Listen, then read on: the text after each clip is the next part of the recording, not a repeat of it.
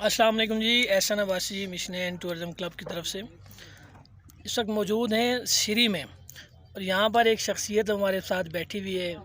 آپ جھیل سیف الملوک پہ جائیں، وہاں پہ یہ ملیں گے آپ کو۔ آپ پایا پہ جائیں، وہاں پہ یہ ملیں گے آپ کو۔ آپ سری میں جائیں، وہاں پہ ملیں گے آپ کو۔ حتیٰ کہ جہاں جہاں ٹورسٹ جاتا ہے وہاں یہ آپ کو ملیں گے، لیکن صرف ناران ویلی میں، کاغان ویلی میں۔ ان کے پاس ہر جگہ کی ہسٹری موجود ہے۔ ہم ان سے پوچھیں گے آج، کیونکہ ہم سری میں موجود ہیں، اور ان سے ہسٹری سری اور پائے کی پوچھیں گے کہ اس جگہ کا نام دریافت کیسے ہوا، یہاں پہ لوگ آباد ہونا کیسے شروع ہوئے۔ ان سے ذرا پوچھتے ہیں۔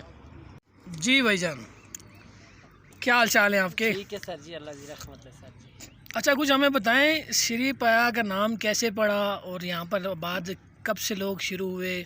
سر جی بات تو اس وقت تو ہے کہ شہزادہ جب وہاں سے آیا تو یہاں پہ ملک آباد ہو گیا تھا۔ شہزادہ سیف جب آیا تھا تو یہ سارا ملک پہلے کوکاف ایریا تھا، پرستان کا علاقہ تھا، پریوں کا دیس ہوتا تھا، تو اس کو پری کو وہاں سے لے کے یہاں شوگران میں پہنچا تو یہاں سے شو ہو گیا، اس لیے جگہ کا نام شوگران رکھا گیا، اور وہاں پہ رہنے لگ گئے۔ تو پری دودھ بکری کا پیتی تھی، اس کے لیے ایک بکری لایا، اس بکری کو شیر نے اٹھایا اور یہاں پہ اکھاڑ دیا۔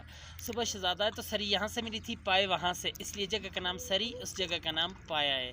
اور آپ اس وقت 10,500 کی ہائٹ پہ بیٹھے ہیں سطح سمندر سے، وہ سامنے پیچھے ملکہ پربت ہے، اس کی 17,000 ہائٹ ہے، لیکن آج دن تک اس پہاڑی کو کسی نے سر نہیں کر پایا۔ اس کے اندر سونے کی معیشت ہے، پریاں عبادت کرتی ہیں، جو بندہ بھی جاتا ہے اس کو گرا دیتی ہیں۔